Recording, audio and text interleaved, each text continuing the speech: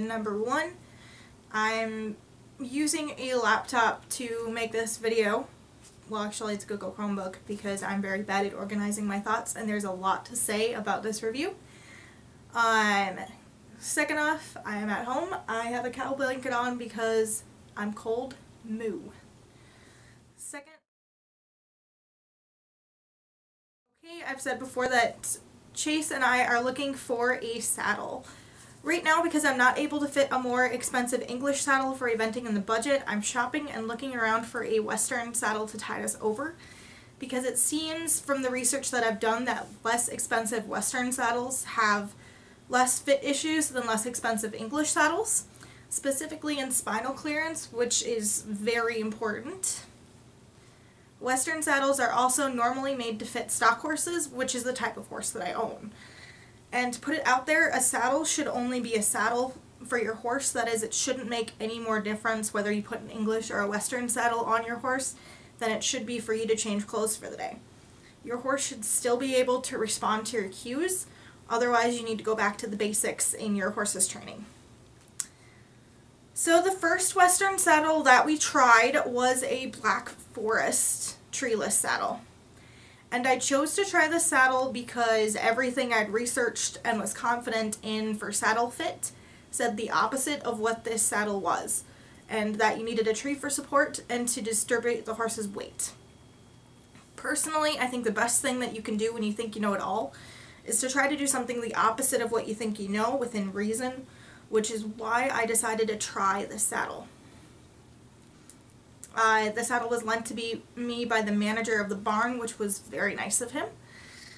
The manager in particular said that the saddle was awesome, that he'd used it on a lot of horses, and it had never caused the horses any soreness, and that it was very comfortable to ride in. He also said it was to be used in conjunction with a specific saddle pad, which seemed to look like a normal therapeutic shimmed saddle pad. When I first put the saddle on Chase, it seemed too long for him. The saddle ended right where his hip started. It also at first sat downhill on him, which changed when I shifted it up over his withers. The other immediate impression that it gave was that it didn't give him enough wither clearance. The 2 to 3 finger rule around the horse's withers absolutely did not apply here. It didn't work. It seemed to just press right down into the withers right off from the bat. It also seemed really tight around the shoulders. I couldn't get, when it was tightened up, I couldn't get my hand in there. Strangely, the most rigid part of the saddle was the front of it, which actually seems to be a worse idea as it was girthed down, being stiff and immobile in the front and extremely flexible behind. Like everywhere else, it was very flexible and you can bend it, and obviously it didn't have a tree.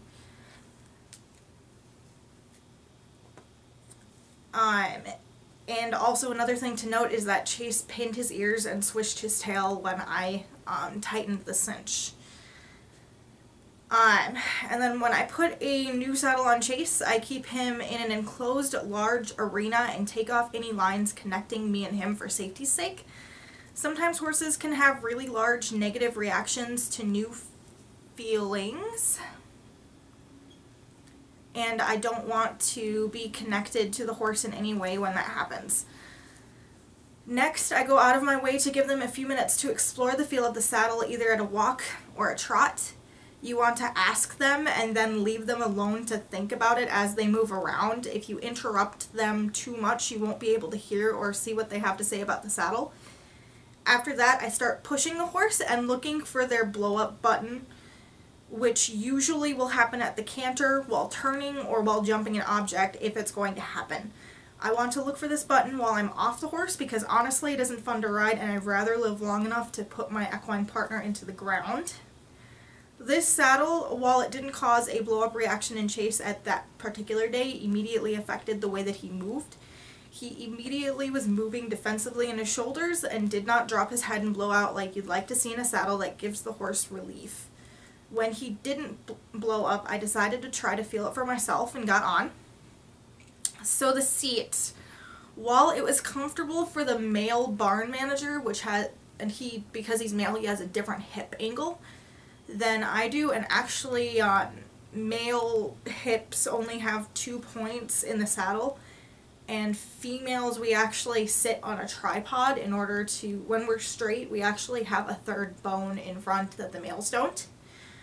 And we also have differently shaped hip, like the angle is completely different down the sides. So the seat, while it was comfortable for him, it wasn't comfortable for me. It was too wide, and the stirrups were too long for me, even at the shortest length. It did keep me more stable, but it was uncomfortable. It forced me back in the saddle, and the lower part of my back, kind of by the tailbone, immediately kind of got sore and felt like it was stretched. And because I had already seen that my horse was defensive on the ground, I chose not to canter, and I didn't ride in it for more than 10 minutes. Usually you really don't need that a very long time to see whether or not the saddle is going to work for you or your horse. So overall, we were disappointed with the saddle. It ended up not fitting my horse or me, and I had hoped that perhaps I had been wrong and that I would learn something new other than what I had learned in saddle fit. And maybe would have discovered that treeless was the miracle that everyone seems to think it is. But my horse doesn't lie, and as his owner, it's my job to pay attention to that. So as far as Black Forest saddles go, I'm not going to recommend them for the average horse owner. As for what happened with it with Chase and me. So that's a wrap. Thanks for tuning in, guys. Bye.